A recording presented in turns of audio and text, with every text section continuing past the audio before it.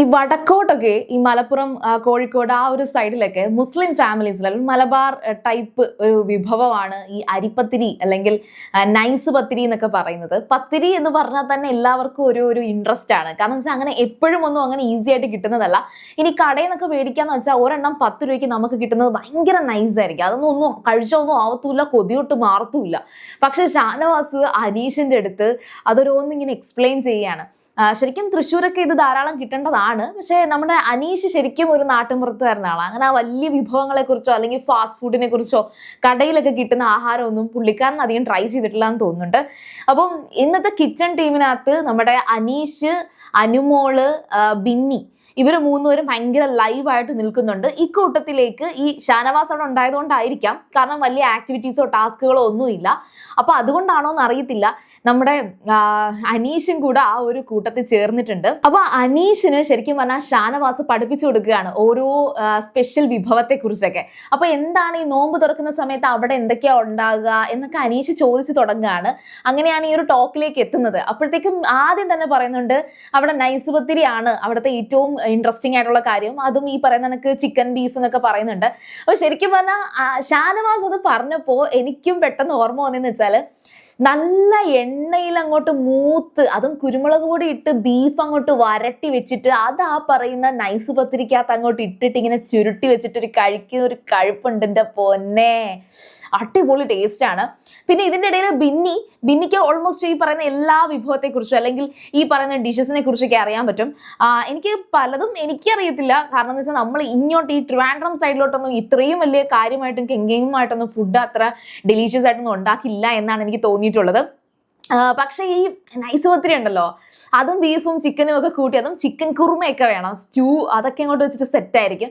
പക്ഷെ അനീഷ് അപ്പോൾ നിർബന്ധിച്ച്, ഇതൊക്കെ ഷാനവാസാണ് ഇതെല്ലാം എക്സ്പ്ലെയിൻ ചെയ്യുന്നത്, ഇങ്ങനെ ഉണ്ടാക്കണം അങ്ങനെ ഉണ്ടാക്കണം എന്നൊക്കെ പറഞ്ഞിട്ട്. എന്നിട്ട് അവസാനം കബ്സയുടെ കാര്യം പറയുന്നുണ്ട്. പിന്നെ ഈ ഉന്നക്കായാണെന്ന് തോന്നുന്നു പറയുന്നത്. അവർ പറയുന്ന കുറച്ച് ഡിഫറെന്റ് വാക്കുകളൊക്കെ, മീൻസ് ഡിഷസ് ഒക്കെ സെയിം ആയിരിക്കാം, പക്ഷെ അവർ പറയുന്ന വേർഡ്സ് ഒക്കെ കുറച്ച് ഡിഫറെന്റ് ആണ്, നെയിം ഒക്കെ ഡിഫറെന്റ് ആണ്. അപ്പോൾ അനീഷ് ഇങ്ങനെ പറയുന്നുണ്ട്, ഇതൊക്കെ ഉണ്ടാക്കി താ, ഇതൊക്കെ ഇവിടെ ചെയ്ത് താ. ഷാനവാസിന് അത് ചെയ്യാൻ പറ്റുമോ എന്നൊക്കെ ചോദിക്കുന്നുണ്ട്. ബിഗ് ബോസ് സാധനങ്ങളൊക്കെ തരും, ഇതൊക്കെ ചെയ്യാൻ പറ്റുമോ എന്ന് ചോദിക്കുന്നുണ്ട്. അപ്പോൾ ഷാനവാസ് പറയുന്നുണ്ട്, നീ കുറച്ചും കൂടെ അങ്ങോട്ട് ഓപ്പൺ ആവ്, കുറച്ചും കൂടെ അങ്ങോട്ട് സൗഹൃദത്തെ അങ്ങോട്ട് സ്വീകരിക്കുക, അല്ലാതെ ഈ ഒരുമാതിരി ഇടുങ്ങിയ ചിന്താഗതിയിൽ ഒരുമാതിരി പാറ പോലെ ഞാൻ എല്ലാവരെയും ഒരു കൈ അകലത്തിൽ നിർത്തൂ എന്നൊന്നും പറഞ്ഞു നിൽക്കാതെ നീ വീട്ടിലോട്ട് വാ, ബിഗ് ബോസ് കഴിയുമ്പോൾ വീട്ടിലോട്ട് വാടാ എന്നൊക്കെ ഇങ്ങോട്ട് ഷാനവാസ് അനീഷിനെ വിളിക്കുകയാണ്. ശരിക്കും ഞാനൊരു വീഡിയോ പറഞ്ഞിരുന്നു, ഈ അണ്ണൻ തമ്പി കോംബോ അനീഷിന് ഒരു പാരയാകുമോ എന്നൊരു പേടി എനിക്ക് തോന്നിയിട്ടുണ്ടായിരുന്നു. വേറൊന്നും കൊണ്ടല്ല, ഷാനവാസ് എന്ന് പറയുന്നത് ഒരു കണ്ണിങ് ആയിട്ടുള്ള ഒരു ഗെയിമറാണ്. ഗ്രൂപ്പിസം കണ്ടിട്ട് ഗ്രൂപ്പിസം പൊളിക്കാൻ പോയി, അക്ബറും അപ്പാനിയൊക്കെ സ്റ്റാർട്ടിങ് തൊട്ടേ തന്നെ ടാർഗറ്റ് ചെയ്യുന്നു എന്ന് പറഞ്ഞിട്ട്, തുടക്കം തൊട്ടേ ഞാൻ ഇവിടെ വന്ന അന്നോട്ട് നിന്നെയൊക്കെ കാണുന്നതല്ലേടാ എന്ന് പറഞ്ഞിട്ട് ഷാനവാസ് മറ്റൊരു തരത്തിൽ ഒരു റിവഞ്ച് എടുക്കുന്ന കണക്ക് ഒരുപാട് കാര്യങ്ങൾ അവിടെ ചെയ്തിട്ടുണ്ട്. അതായത് ഗ്രൂപ്പിസം പൊളിക്കാൻ വേണ്ടി സ്വന്തമായിട്ട് ഗ്രൂപ്പ് ഉണ്ടാക്കുന്നു. അത്തരത്തിൽ ഗ്രൂപ്പ് ഉണ്ടാക്കുന്ന ഭാഗമായിട്ടായിരുന്നു അബിയുടെയും ഒനീലിന്റെയും കൂട്ടത്തിലേക്ക് ഷാനവാസ് ഗ്രൂപ്പ് പിടിച്ചത്. എന്നാൽ ഷാനവാസിന് അതങ്ങോട്ട് ഫേവറായിട്ട് തോന്നിയില്ല എന്ന് കണ്ടപ്പോഴത്തേക്ക് ഷാനവാസ് അവിടുന്ന് മാറുന്നുണ്ട്. അതുപോലെ നെവിൻ പുറത്തു പോയ ആ ഒരു സമയത്ത്, അതായത് ഓടി പുറത്തു പോകുന്ന ഒരു മൊമെന്റ് ഉണ്ടായിരുന്നല്ലോ, ആ ടൈമിൽ അബി എടുത്ത് പറയുന്ന ഒരു ഡയലോഗ് ഉണ്ടായിരുന്നു, ഒരു കോംബോ നഷ്ടപ്പെട്ടു എന്ന് വെച്ചാൽ എല്ലാം ഗെയിം ആയിട്ടും ടാസ്ക് ആയിട്ടും കാണുന്നുണ്ട്. ഓഫ് കോഴ്സ് ആ ഒരു പുകഞ്ഞ കൊള്ളി പുറത്ത് എന്ന് പറയുന്ന ഒരു ടാസ്കിനകത്ത് നന്നായിട്ട് ഉറക്കം നടിച്ച് അഭിനയിച്ചിട്ട് എല്ലാവരും എങ്ങനെയാണ് പെരുമാറുന്നത്, ആരെ വിശ്വസിക്കണം എന്നൊക്കെ ടെസ്റ്റ് ചെയ്ത് നോക്കിയ ഒരു വ്യക്തിയാണ്. അപ്പൊ ഷാനവാസിന് അറിയാം ഈ അനീഷ് എന്ന് പറയുന്നത് ഒരു ജെനുവിൻ ആയിട്ടുള്ള ഒരു കറക്റ്റ് ഒരു സത്യസന്ധമായിട്ടുള്ള ഒരു കഥാപാത്രമാണ്. ഈ പറയുന്ന വ്യക്തിയെ തന്റെ കൂടെ നിർത്തുക എന്ന് പറയുമ്പോൾ പുറത്ത് പ്രേക്ഷകരും തനിക്ക് സപ്പോർട്ട് കിട്ടും എന്ന് ഷാനവാസ് ചിന്തിക്കുന്നുണ്ടെന്ന് തന്നെയാണ് എൻ്റെ ഒരു വിശ്വാസം സ്റ്റിൽ നൗ. പക്ഷെ ഗെയിമിനെ അത് അഫക്റ്റ് ചെയ്യുന്നില്ല. ഇപ്പം ഷാനവാസ് അന്നൊരു ദിവസം അനീഷ് കൈ കടിച്ചു മുറിച്ചു എന്ന് പറഞ്ഞിട്ട് ഷാനവാസ് ആ ഒരു പ്രതികാരം വീട്ടി എന്നൊക്കെ പറഞ്ഞിട്ട് ഷാനവാസ് സംസാരിച്ചിട്ടുണ്ടായിരുന്നു. പക്ഷെ ആരുടെ കൈയാണെന്ന് പോലും അറിയാതെ തൻ്റെ വായിക്കകത്തോട്ട് വന്നൊരു കൈ കടിച്ചു പറിച്ചതാണ് സത്യത്തെ അനീഷ് അവിടെ അന്ന് ചെയ്തത്. അതുപോലെ അനീഷിന്റെ ഒരു പാർട്ട് നോക്കുവാണെങ്കിൽ, അനീഷ് ശരിക്കും പറഞ്ഞാൽ ഒറ്റയ്ക്ക് നിന്നാണ് ഈ കൺസിസ്റ്റന്റ് ആയിട്ട് ഈ 50 ദിവസത്തോളം ഒറ്റയ്ക്ക് നിന്നാണ് കളി തുടങ്ങിയത്. പക്ഷേ ഷാനവാസ് ഇടിച്ചു കയറി ആ ഒരു കൂട്ടുകെട്ട് ക്രിയേറ്റ് ചെയ്യാൻ ശ്രമിക്കുമ്പോഴൊക്കെ അനീഷ് അനീഷിനൊരു പേടി ഉണ്ടായിരുന്നു. അതായത് നിന്നെ ഞാൻ എൻ്റെ വഴിക്ക് ആക്കുമെടാ എന്ന് പറഞ്ഞിട്ടാണ് ഷാനവാസ് ആ ഒരു ഫ്രണ്ട്ഷിപ്പ് തുടങ്ങിയത്. പക്ഷെ അനീഷിന് ആ പറഞ്ഞ വാക്കുകളോടൊക്കെ ഒരു പേടിയുണ്ട്. ആരെ വിശ്വസിക്കണം ആരെ വിശ്വസിക്കേണ്ട എന്നുള്ളൊരു ടെൻഷൻ ഉണ്ടായിരുന്നു. അപ്പൊ അതുകൊണ്ട് തന്നെയാണ് അനീഷ് ഈ പറയുന്ന കണക്ക് ഒരു കൈ അകലത്തിൽ നിന്നാൽ മതി എല്ലാവരും, ഞാൻ ആരെയും എൻ്റെ ഈ ഒരു ബിഗ് ബോസ് കഴിഞ്ഞാൽ ഞാൻ ആരെയും എൻ്റെ വീട്ടിൽ കയറ്റില്ല എന്നൊക്കെ ഒരു ഡയലോഗ് പറയാൻ വേണ്ടിയിട്ട്. കാരണം എല്ലാവരും ഈ ഒരു ഫീൽഡിലുള്ള എല്ലാവരും ക്രൂക്കഡ് ആണ് എന്നൊക്കെ അനീഷ് ചിന്തിക്കുന്നുണ്ടായിരുന്നു. പക്ഷേ ഇവരുടെ ഈ ഒരു കോംബോ നമ്മൾ എല്ലാവരും ഒരുപാട് എൻജോയ് ചെയ്യുന്നുണ്ട്.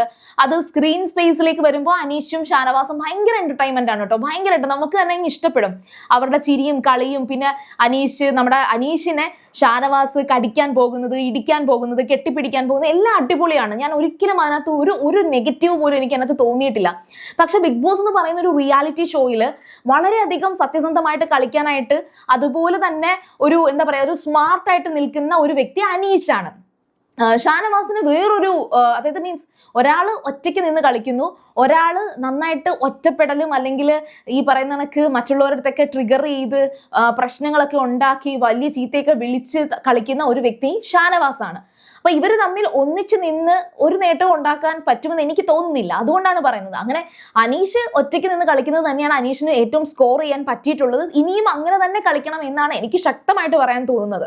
പക്ഷേ ഇന്നത്തെ ഈ ഒരു അതല്ലാതെ ഈ ടാസ്കും അല്ലാതെ ഗെയിമും ഒക്കെ ഒന്ന് മാറ്റിവെച്ചാൽ ഇവരുടെ ഒരു സംസാരം അടിപൊളിയാണ്. എസ്പെഷ്യലി ഇപ്പൊ ഈ ഫുഡിനെ കുറിച്ച് പറഞ്ഞത്. അപ്പൊ ഫുഡ് ഉണ്ടാക്കുന്ന ബാക്കി കാര്യങ്ങളൊക്കെ പറയുമ്പോഴും ബിന്നി ഇതിന്റെ ഇടയ്ക്ക് പറയുന്നുണ്ട് ഈ കപ്സ് എന്താണെന്ന് പറയുന്നുണ്ട്, അതുപോലെ മറ്റു കുറച്ച് ഡിഷസിന്റെ ഒക്കെ പേര് പറയുന്നുണ്ട്. പക്ഷെ ഇതൊന്നും തന്നെ അനീഷിന് അറിയത്തൊന്നുമില്ല. അനീഷ് അങ്ങനെ അതെന്തുവാ, അതെന്താണ് ഇവിടെ ഉണ്ടാക്കാത്തത്, നീ അത് ഉണ്ടാക്ക്, ഇവിടെ ട്രൈ ചെയ്ത് നോക്ക് എന്നൊക്കെ പറയുന്നുണ്ട്. ഇതേ സമയത്ത് വേറൊരു വ്യക്തിയെ കൂടി ഞാൻ ശ്രദ്ധിച്ചു, അതുകൂടി ഒന്ന് മെൻഷൻ ചെയ്തേക്കാം. നെവിൻ അവിടെ നിന്ന് ഇങ്ങനെ ആപ്പിളും കടിച്ച് തിന്നിട്ട് ഇവരുടെ ഈ ഒരു ടോക്ക് ശ്രദ്ധിക്കുകയാണ്. ശരിക്കും പറഞ്ഞാൽ നെവിന് ഷാനവാസിനോട് ഭയങ്കര ഒരു ഇഷ്ടമുണ്ട്, ഒരു നല്ല സൗഹൃദമുണ്ട്. ഷാനവാസ് തന്നെ തെറ്റിദ്ധരിച്ചു എന്നുള്ള വിഷമവും ഉണ്ട്.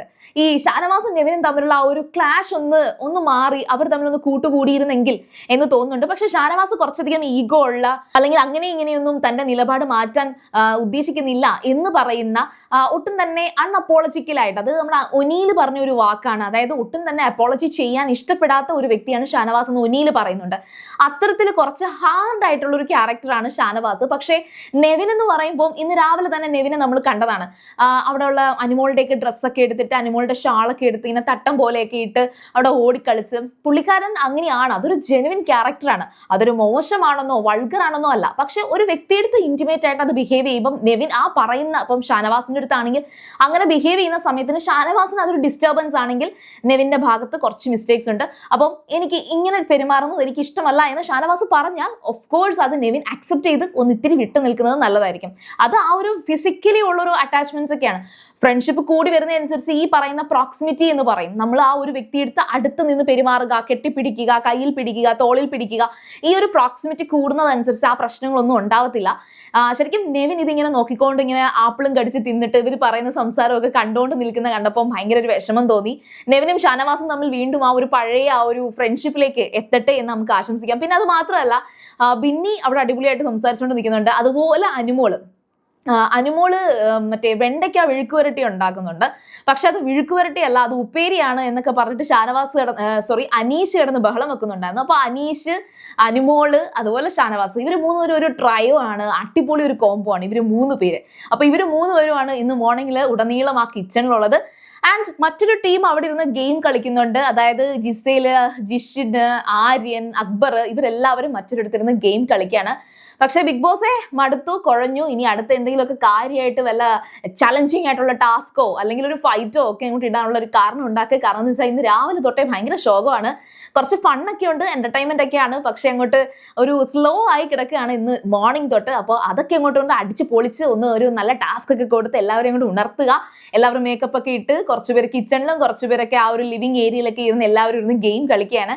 അതൊക്കെ ഒന്ന് ആ ബിഗ് ബോസ് വീടൊക്കെ ഒന്ന് ഇളക്കി മറിക്കണ്ടേ. അപ്പോൾ ഓക്കെ, അടുത്ത ഒരു ലൈവ് അപ്ഡേറ്റുമായിട്ട് ഉടനെ വരാം. സീരിയൽ ഗ്രാൻഡ്മ നിങ്ങൾ ഫസ്റ്റ് ടൈം ആണ് കാണുന്നെങ്കിൽ ഉറപ്പായിട്ടും ചാനൽ ഒന്ന് സബ്സ്ക്രൈബ് ചെയ്തിട്ട് കാണുക. വീഡിയോ ഇഷ്ടപ്പെട്ടാൽ ലൈക്ക് ചെയ്യുക, കമന്റ് ചെയ്യുക, ഷെയർ ചെയ്യുക. അപ്പോൾ ഞാൻ വോയിസും വരാം. ബൈ.